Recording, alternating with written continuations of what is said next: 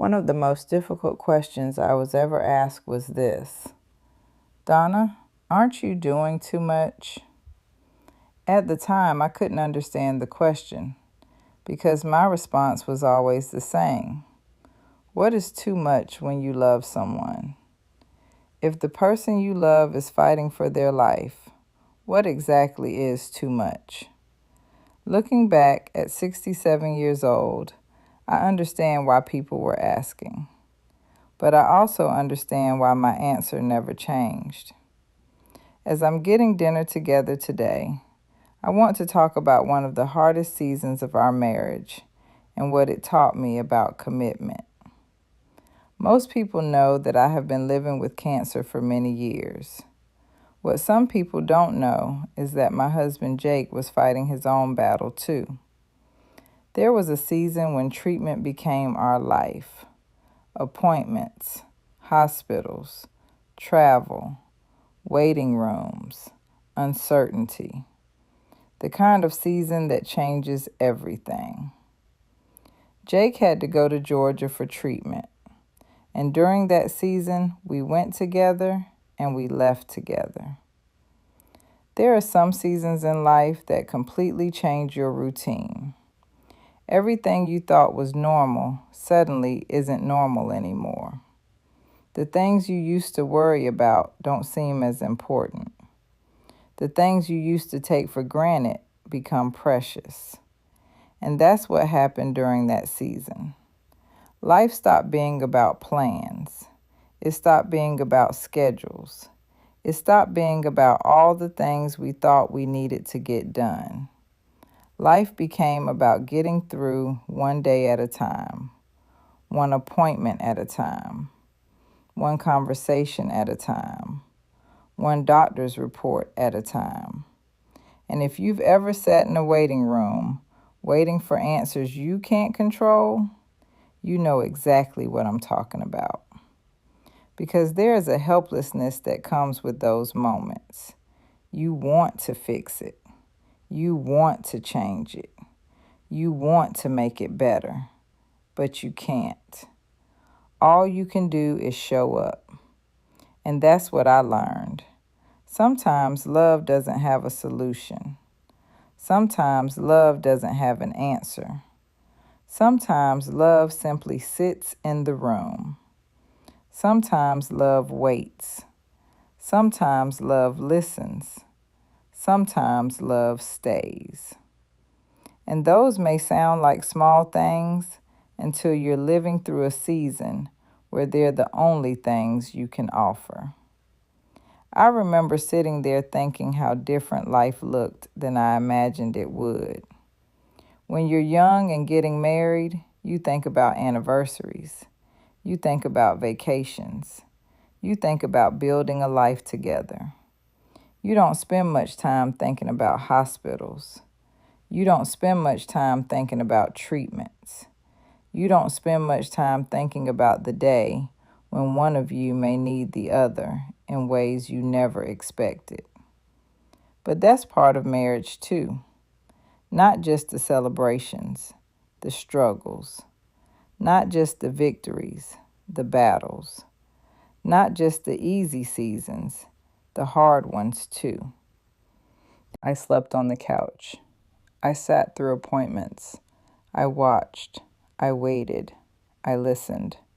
And the only time I left his side was when I had to come back home to Columbia to receive my own treatment. During that season, family and friends would tell me I was doing too much. They were concerned, and honestly, they had every reason to be. Because I'm the one living with stage 4 cancer. They loved me. They were worried about me. They didn't want to see me wear myself down. Looking back, I understand that now. But at the time, all I could think was, what is too much when someone you love is suffering? What is too much when their life hangs in the balance? What is too much when you made a commitment before God and meant every word of it? One thing that season taught me is that commitment sounds beautiful when life is easy. It's much harder when life becomes difficult.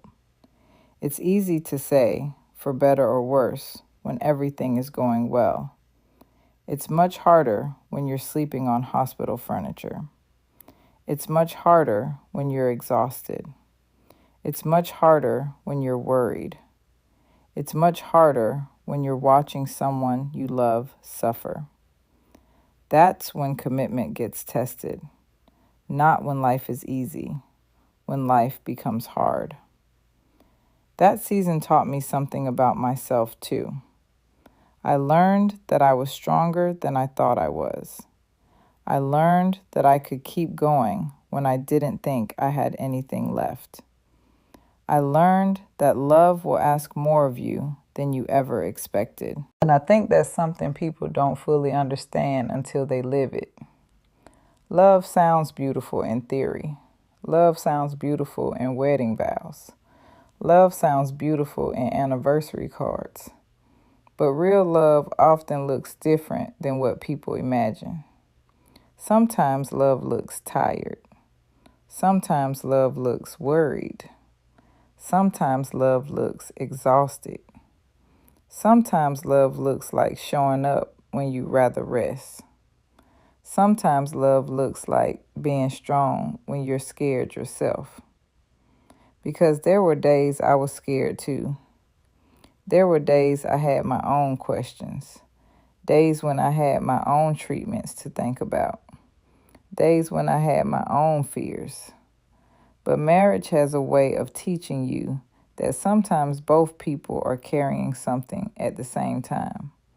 And that's what made that season so unique. We weren't just dealing with one health battle. We were dealing with two. And yet somehow we kept moving forward. Not because we knew exactly what would happen.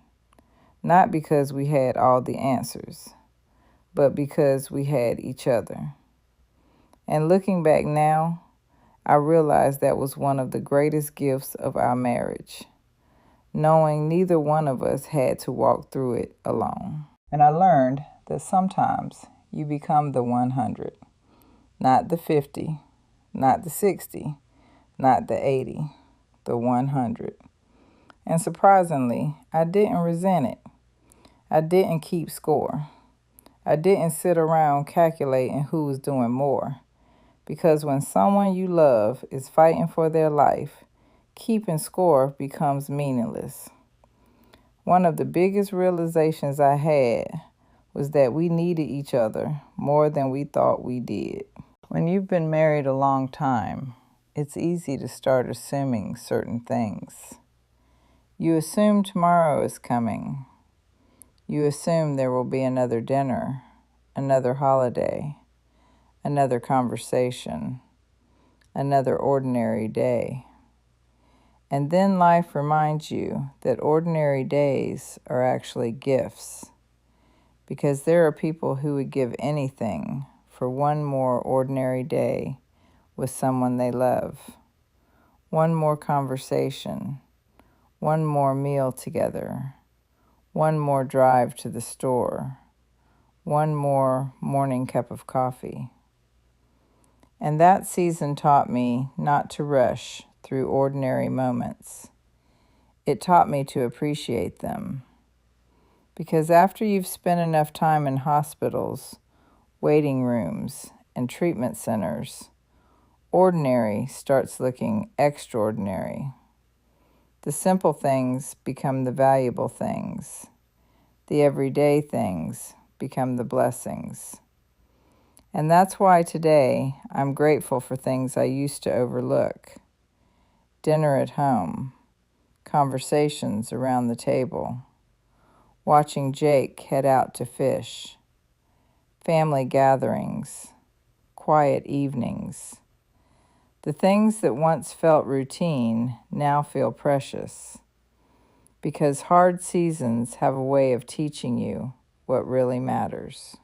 After 34 years of marriage, you think you know everything about your relationship. Then life tests it. Then illness tests it. Then fear tests it. Then uncertainty tests it. and suddenly you realize how connected your lives really are. You realize how much that person matters. You realize how much of your life is tied up in theirs. What's interesting is that this season taught me something very different than the daycare years. The daycare taught me about burdens I picked up that I wasn't supposed to carry. This season taught me about a burden I willingly carried because of love. Those are not the same thing. One came from responsibility. The other came from commitment. And understanding the difference changed how I look at marriage. Today, we're thriving. We made it through. In fact, we went to the doctor today and received a good report. And I am grateful for every ordinary day. The dinners, the conversations, the fishing trips, the family gatherings, the simple moments. Because hard seasons have a way of teaching you what really matters. If there's one thing I want wives to understand, it's this. Real commitment isn't tested when life is easy. It's tested when life becomes difficult. And sometimes love doesn't look romantic. Sometimes love looks like showing up. Sometimes love looks like staying. Sometimes love looks like sleeping on a hospital couch. Sometimes love looks like simply saying, I have you. And that's exactly what I told Jake. I have you, no matter what. And after 34 years of marriage, that's something I still mean today.